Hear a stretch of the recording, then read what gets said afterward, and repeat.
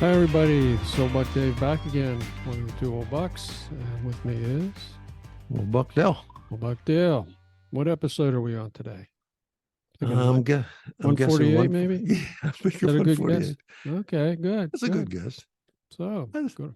Yeah. I think if we hit 150, that'll be a real milestone. That'll be a milestone. We're going to have a Yeah, party when we do that, buddy. yeah. Get out the wheelchairs. Uh, hey, anyway, so what's been going on in your world? Well, I have quite a couple of adventures I wanted to tell you about. One is that one of our vintage vixens. You said you got a note saying we put her to sleep. Is that correct? Do you recall? Oh, yeah, this was the last episode with the where we started off with the vintage vixen jeans.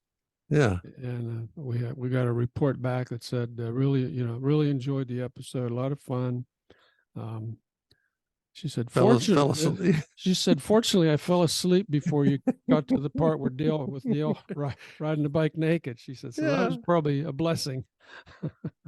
Okay, so I just want to tell our listeners that if in the circumstances where somebody was laid up and they were actually not feeling well at all, so it was understandable. But we felt it as a compliment. I took it as a compliment that we were mellow enough, cool enough that they were able to relax and sleep. So to me, that was a plus. But I did. Go ahead. Yeah, I'm sorry. Yeah, part of our persona, right, or part of it. So melatonin. So I mentioned many episodes ago that we should call ourselves the Melatonin Brothers. So I Googled that, and the word, of course, comes up a lot. But there is somebody with the middle half of that has in Milwaukee that showed up on the internet. Oh, I don't know how much earlier he had that before we mentioned it, but more part to him. But it was in his title. That's of course not in our. That's not in our official title, but anybody that can get some rest by listening to you and me, God bless them. Public service announcement. Just one of the unintended consequences of doing a podcast here. Yeah. Put people to sleep. Hey, and what I also wanted to mention to you, we've exchanged books, and I thanked you many times for your selections because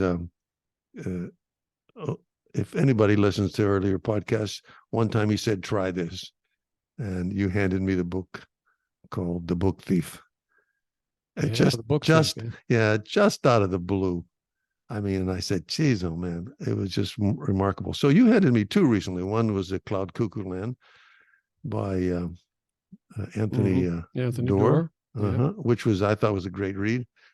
We could talk about that for a while. But you handed me another one and said, hey, I just happened to finish this, and I'll give it to you because I'm done reading it. You might like it. Called the Mercury Pictures Presents by Anthony Mara, right? Mara. Anthony Mara, yeah, Mara. Well, you might want to put a link into that one too, because I'm telling you what the character development in that book was just unbelievable. The man is an amazing writer, words that I have not even run across before. And I've thoroughly enjoyed it. It's been a thrill ride, great character development and so on and so forth. And I'm down probably to my last 75 pages.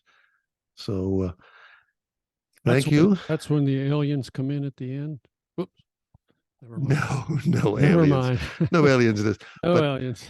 But the characters are so interesting, and some of it is really, really very quite touching. I mean, I was really moved by some of it. There was one case there that I took very personally. So anybody who might follow along with our line of thinking or reading, of course, a book is not for everybody. It's not all things to everybody. But if you're an old buck follower, I'm telling you.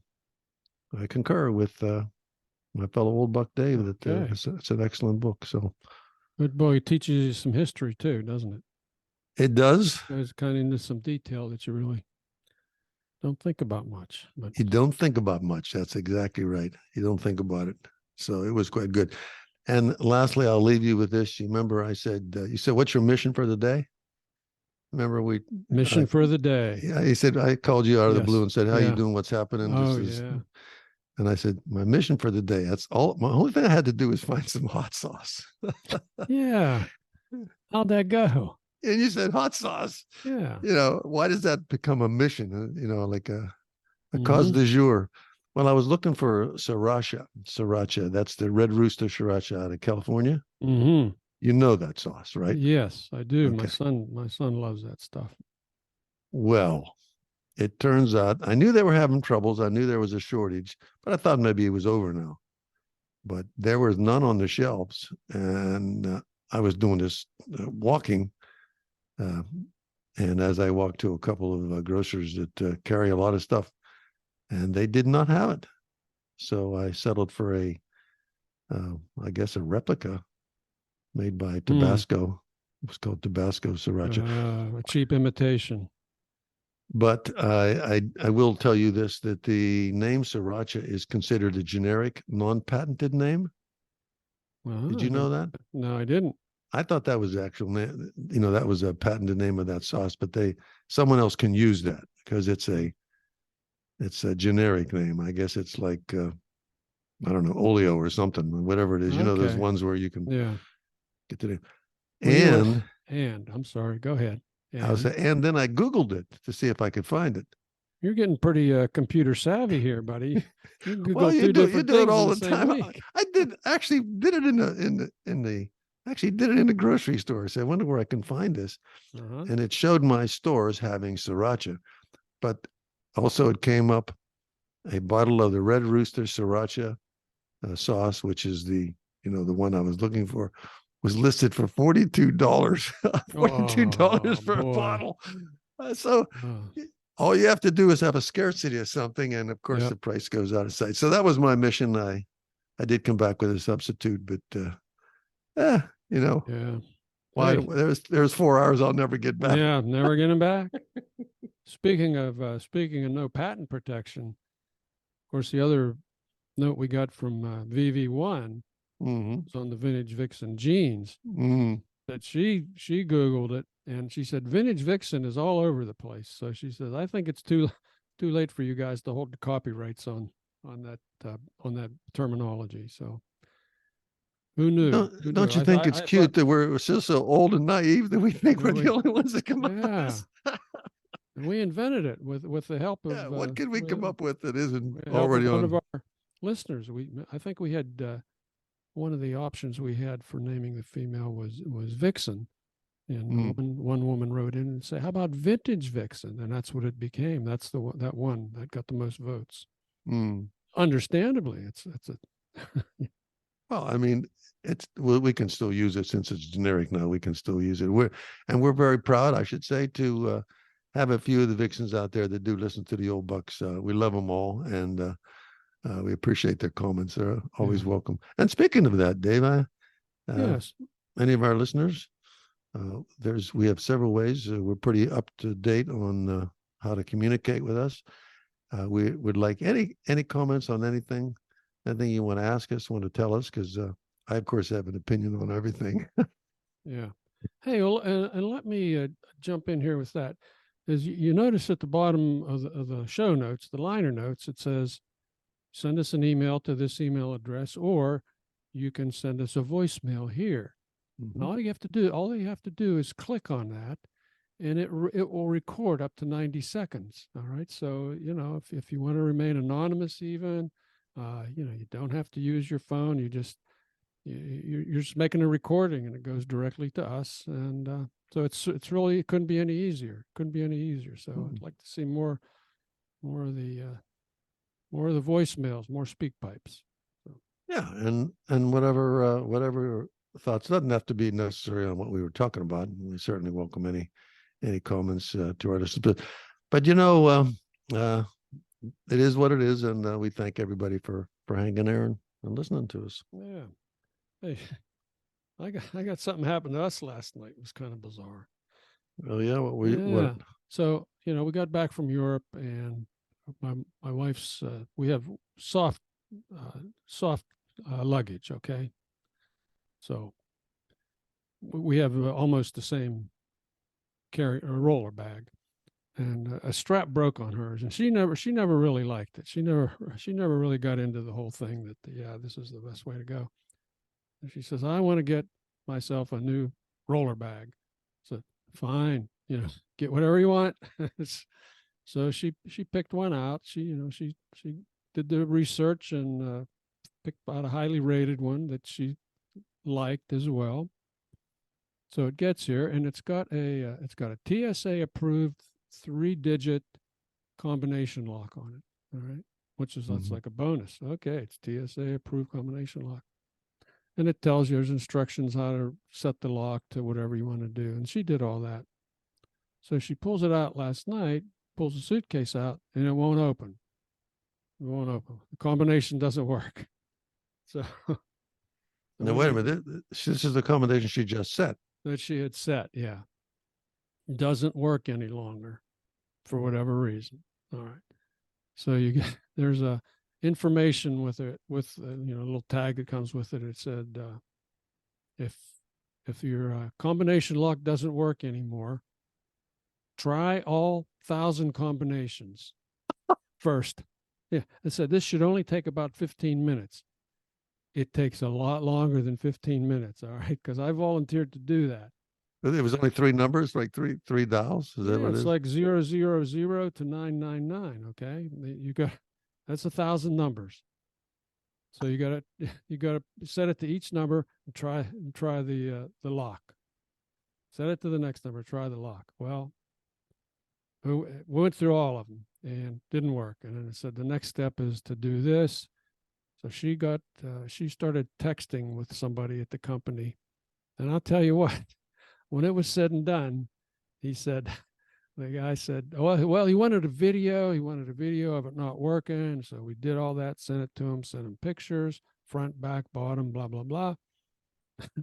And the guy says, at first it was, well, you got to send it back to us and we'll send you another one. And it ended up being, she browbeat this poor guy. In a nice way. He said, yeah. He said, we'll send you a new one. And you send yours back in the box that ours came in.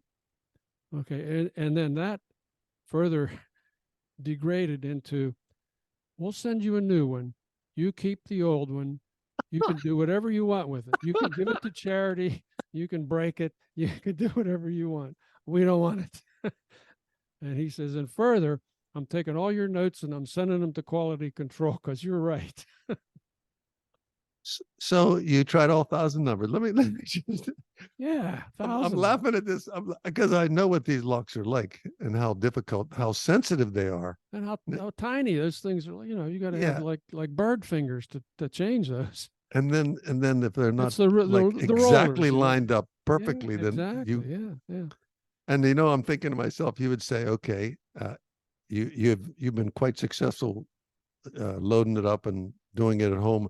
Then you get to TSA or something. You get someplace where somebody says, "Open it." And now you're in a bind. Now what do you do? Yeah. Right, you're in the airport, and they said, "Open it." And I can't. It won't work. I can't open it. It's empty. Take the pliers to it or something. Yeah. So. Yeah. So you have 2 of them now. One that doesn't open, and one doesn't. Well, we're going to have 2. Yeah, hopefully.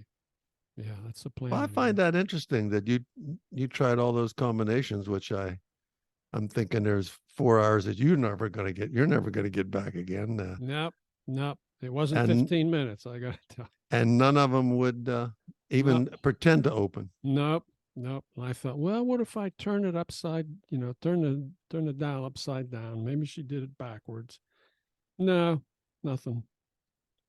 Nothing worked. And you knew the number specific. You knew specifically the number that you wanted to use. It's kind of a common 3-digit thing we use for.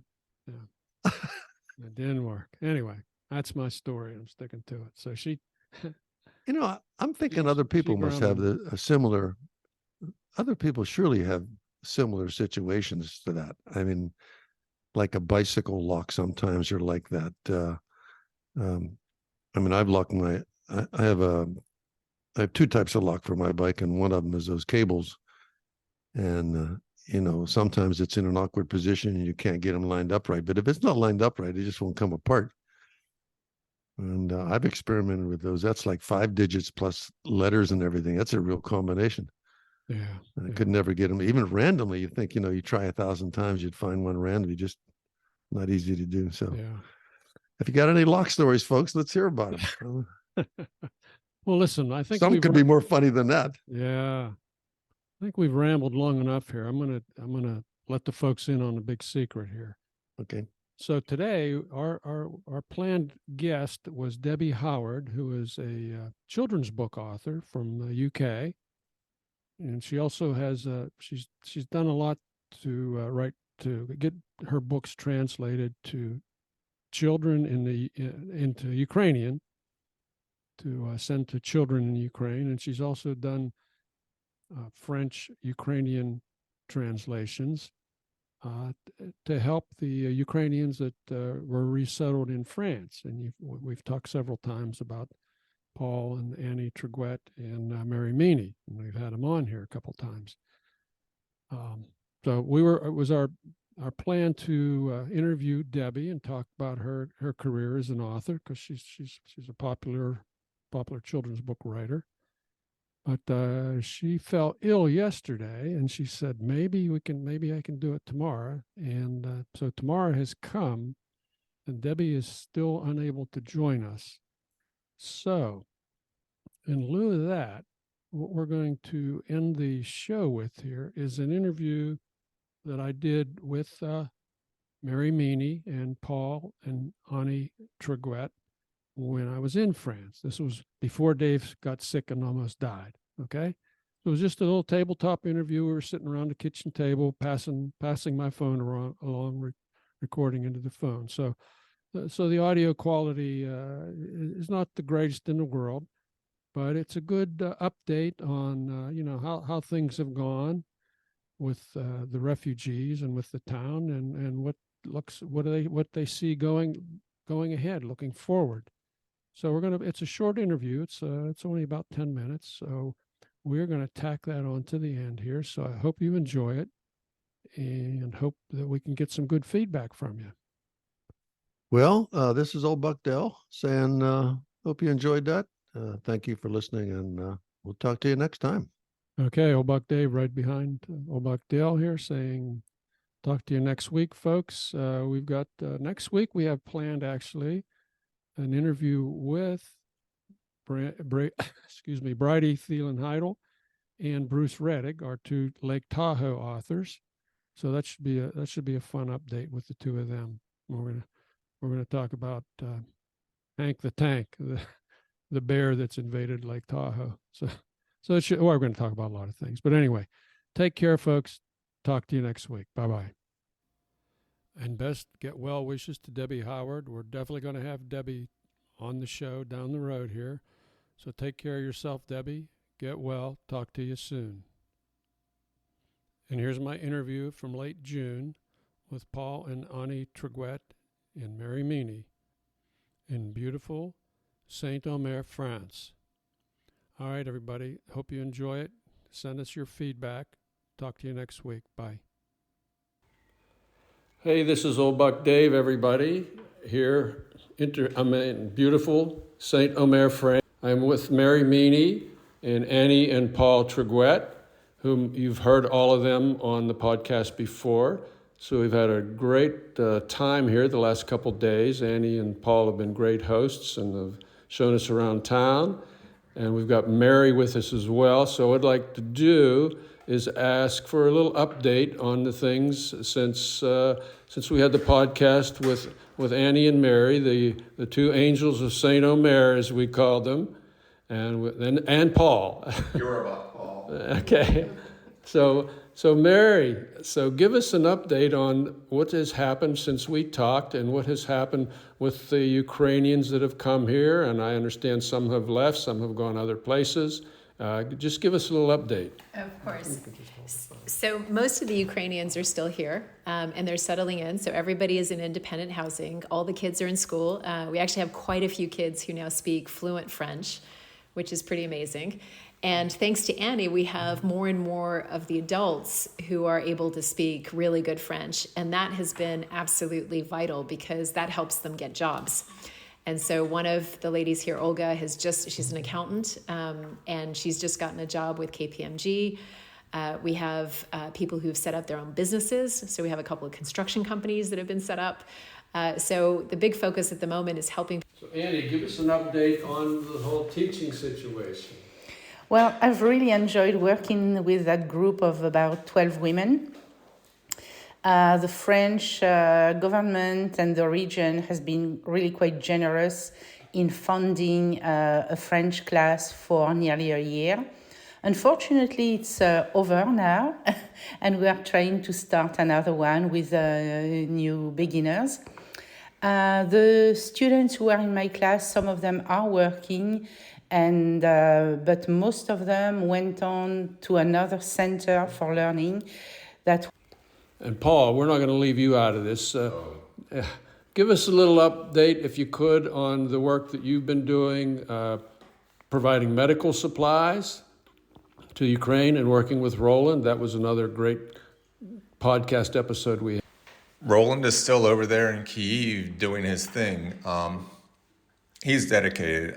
We talk. I don't think he's ever going to leave Ukraine. I think he has found out, which, considering his past and where he's been, for him to stop in one place for this amount of time is surprising. I think he's more dedicated here than he was to Kosovo, but that's a whole other. Yeah, I'm still arranging medical supplies. I'm buying them. A few people contribute. Thanks, bro. Hooking me up. And the big recipients now is the International Legion, because the requests that have gone in, the government is so focused now, where do we spend money? So it's to buy weapons, arms, that the medical supplies have kind of been falling through the cracks, especially for the international volunteers. So that's really a focus. If we can keep these guys alive, they're going to go back and be more experienced and more effective soldiers. So that's really a key focus for us. And even the company I work for is now going to be setting up a mobile dental clinic in Ukraine and committing to that. Okay. There's still a need for medical supplies. There is. With this big offensive they're having. Yes. And it's when I ask Roland, what do we need? He says, what do we need to equip an ambulance? So I'm looking for the best deals on advanced life support equipment, whether it's ambu bags, sutures, trach tubes, or pharyngeal airways, oxygen tanks, catheters, all manner of equipment. So I have my monthly budget, and that's included. Gets ordered, gets sent to Tomasz. He lives in Krakow, and at least every other week, sometimes once a week, he drives it over and meets Roland in Lviv to hand off. And so it's a back door, but it's working well. It's keeping people alive.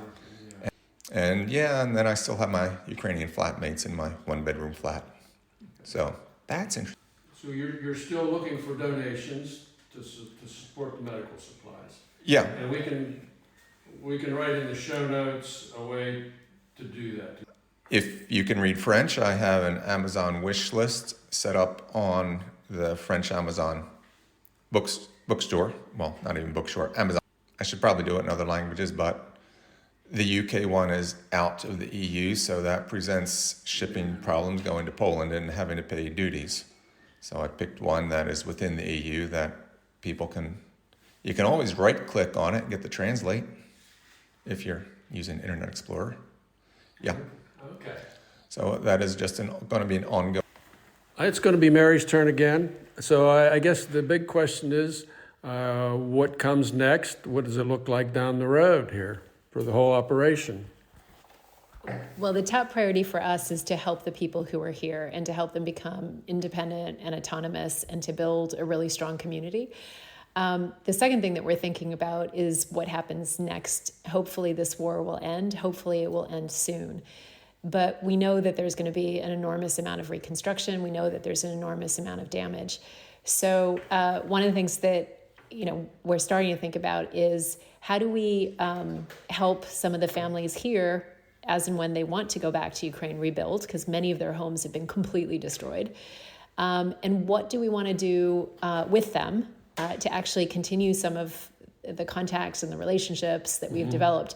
So one of the people we have here, Igor Timchenko, he's interested in doing something with children who've lost one or both parents in Ukraine. So there are lots of early ideas. We don't know exactly what it's going to look like, but certainly what we want to do. All right. Paul wants to also comment on what Mary's just said and the war ending and the implications for all that, for all of the Ukrainians and the people that have. Yeah, what Mary just touched on with the war ending isn't going to just say, okay, war's over, we're done, bye. I mean, we've already talked about, Ani and I, as an ongoing commitment. It's not just helping them while they're here, but rebuilding their lives once the war is over. That's going to be a key thing. I know so many people now from Kharkiv who have, everything's been damaged. So we've already been talking about, well, I guess we have our holiday destinations set for Kharkiv and Odessa and Kramatorsk and elsewhere, so we can help people put their lives back together after the war. So this isn't just until the war's over, but I'm looking at this as a long-term commitment in helping people. Okay. Hey, thanks very much, folks. Really appreciate the updates, and it's just terrific to see all of you face to face and see what you're doing and finding out what's going on down the road here. So this is Old Buck Dave. Till the next time, saying take care, everybody. Bye-bye.